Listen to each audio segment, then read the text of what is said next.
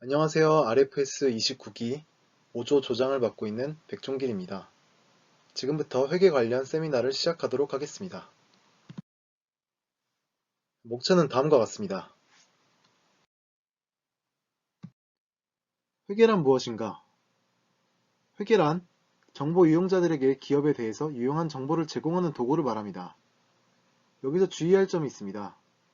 이건 재무회계 개념체계에서 가져온 말들인데요.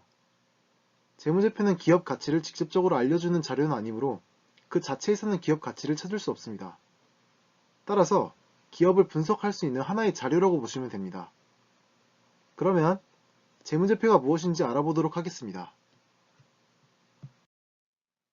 재무제표는 재무상태표, 손익계산서, 현금흐름표, 자본변동표, 그리고 주석으로 구성되어 있습니다. 그러면 재무상태표부터 살펴보도록 하겠습니다. 재무상태표는 연도말 기준으로 자산과 부채, 자본 잔액에 대한 보고서를 말합니다. 보통은 아래 예시처럼 두 개 년도 이상이 비교 표시되곤 합니다. 손익계산서는 일정 기간 동안에 대한 손익에 대한 보고서를 말합니다. 손익계산서 역시 두 개 년도 이상이 비교 표시되곤 합니다. 현금 흐름표 역시 일정 기간 동안에 대한 정보를 제공하는데요. 기업의 현금 흐름에 대해서 알려줍니다. 재무상태표와 손익계산서에는 찾을 수 없는 자산 취득 및 처분에 대한 정보 등을 제공합니다. 자본 변동표도 일정 기간 동안에 대한 정보를 제공하는데요. 자본의 변동에 대해서 알 수 있습니다. 아래 예시처럼 이익 잉여금에서 배당이 얼마나 지급됐는지를 확인할 수 있습니다. 주석은 앞에서 본 4가지 재무제표에 대한 부가적인 설명을 제공합니다.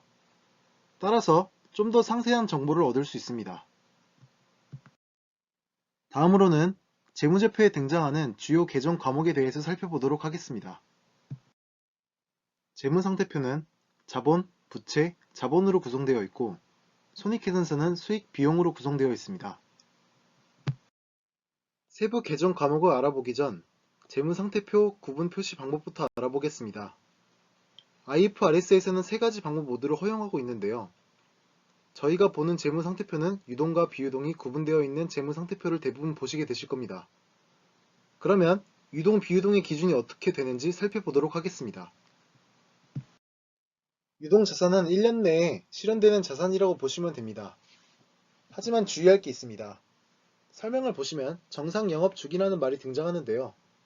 실제 조선업의 경우 건조 기간이 평균 3년 정도이기 때문에 유동의 기준이 1년이 아닐 수도 있습니다. 대부분 1년이겠지만 조선업을 조사하시게 되시는 경우 이 점을 유의하셔야 됩니다. 유동부채 역시 1년 이내에 결제되는 부채라고 보시면 됩니다. 나머지 설명은 유동자산과 같습니다. 그러면 비유동의 경우 지금까지 배운 거에 반대라고 생각하시면 되시겠죠? 그러면 지금부터 계정 과목에 대해서 하나하나 짚어보도록 하겠습니다. 첫 번째, 재고자산입니다. 재고자산은 영업활동 과정에서 팔기 위해 보유하고 있는 자산입니다. 그리고 유형자산입니다. 유형자산은 영업을 위해 사용되는 자산입니다. 유형자산 관련 계정 과목으로는 토지, 건물, 구축물, 감가상각비, 유형자산 처분 손익 등이 있습니다. 세 번째로 현금성 자산입니다. 현금성 자산에서 주의해야 할 점은 재무제표일로부터 3개월 이내 만기가 도래하는 자산이 아니라 취득일로부터 만기가 3개월 이내 도래하는 자산이라는 점을 주의하셔야 됩니다. 네 번째로 매출채권입니다. 매출이 발생하면 현금으로 실현되기 전 단계로 남아있는 상태로 보시면 됩니다. 비매출채권으로는 미수금, 단기 대여금이 있으며 이와 관련돼서 이자 수익이 발생합니다. 선급금은 상품과 관련해서 미리 지급한 금액을 말하며 선급 비용은 이자, 보험, 수수료 등과 관련해서 미리 지급한 금액을 말합니다. 재작년 회계기준 개정을 통해 나온 금융자산들인데요. 옛날 용어는 각각 단기매매증권, 매도가능증권, 만기보유증권이었습니다.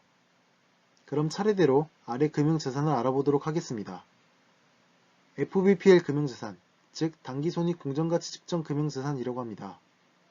채권과 주식 모두가 해당될 수 있습니다. FVOC의 금융자산은 기타 포괄손익 공정가치 측정 금융자산이라고 합니다. 이 역시 채권과 주식 모두 해당될 수 있습니다. AC 금융자산은 상각 후 원가 측정 금융자산으로 주로 현금을 수취하기 위한 목적으로 보유하고 있는 금융자산입니다. 채권만 여기에 해당됩니다. 다음으로는 부채에 관한 개정 과목을 살펴보도록 하겠습니다. 첫 번째로 사채입니다. 사채는 기업 입장에서 자금을 조달하기 위해 발행한 채권입니다. 두 번째로 매입 채무입니다. 실제로 상품 등을 매입하면 이에 대한 돈을 나중에 지급하게 되는데 이때 발생하는 채무입니다. 세 번째로 미지급금입니다. 상품 매매 활동 말고 토지나 건물 등에 대해 외상 매입해서 발생하는 채무입니다. 미지급 비용은 급여, 이자, 임차료, 수수료 등이 발생은 했는데 아직 돈을 주지 않아서 남아있는 금액을 말합니다. 선수수익은 돈은 받았는데 아직 수익으로 인식되지 않은 금액을 말합니다.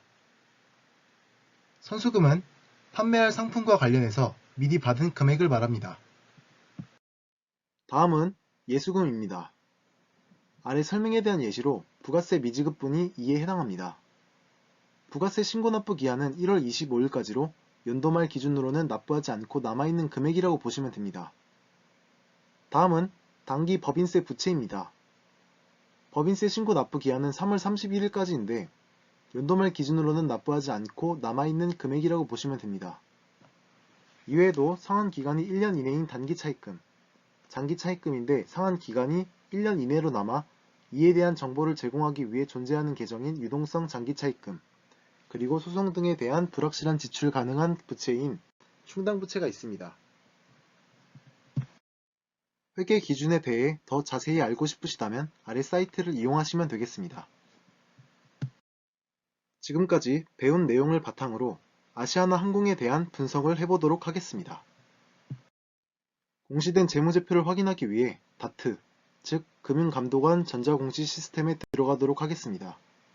그리고 가장 크게 이슈가 되었던 작년 사업보고서를 검색하기 위해 기간을 2년으로 잡고 검색해 보도록 하겠습니다. 검색된 사업보고서에 들어가 보도록 하겠습니다. 들어가시면은 왼쪽 탭을 보실 수 있습니다. 어떤 사업을 하는지 전반적으로 보시려면은 다음과 같이 사업 내용에 들어가시면 운영적인 사업 부문들을 확인하실 수 있습니다. 먼저 재무제표가 적절하게 작성되었고 검증되었는지를 살펴보기 위해 감사 의견에 들어가서 확인해 봅니다. 그러면 감사 의견은 적정이지만 특기사항에 여러 항목이 써있는 것을 확인하실 수 있습니다. 그 중에 가장 눈에 띄는 것은 계속기업 관련 중요한 불확실성입니다. 실제로 정상적인 기업이라면 이런 사항이 감사보고서에 기재조차 되지 않습니다. 그러나 이런 불확실성이 있다면 감사기준서에서는 감사보고서에 이러한 사항을 기재하도록 요구하고 있습니다. 만약에 이러한 사항이 없었다면 아래 삼성전자 사례처럼 특기사항에 해당 사항 없음으로 기재가 되었겠죠. 그러면 계속기업 관련 중요한 불확실성이 어떤 건지 직접 감사보고서에 들어가서 확인해 보겠습니다. 감사보고서에 들어가시면 계속기업 관련 중요한 불확실성이라는 문단으로 해당 사항이 기재되어 있는 것을 확인하실 수 있습니다. 다음으로 손익계산서를 살펴보도록 하겠습니다.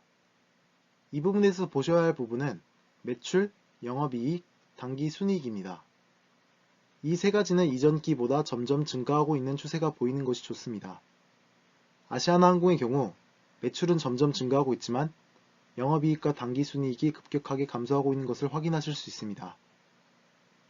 분석을 하기 앞서 손익계산서를 이처럼 매출, 매출원가, 매출총이익, 판매관리비, 영업이익으로 구성시켜 간단하게 보여주는 방식을 기능별 손익계산서라고 합니다. 이렇게 간략하게 보여준 방식이라면 반드시 주석으로 자세하게 보여주도록 되어 있습니다. 그러면 매출 원가와 판매 관리비 안에 구성하고 있는 비용이 어떤 것인지 주석을 가서 확인해 보도록 하겠습니다. 이렇게 주석을 가시면 세부적으로 어떤 항목이 있는지 확인하실 수 있습니다. 특히 에비타를 계산하실 때 가산해야 할 상각비를 이 자료를 통해 확인하실 수도 있습니다.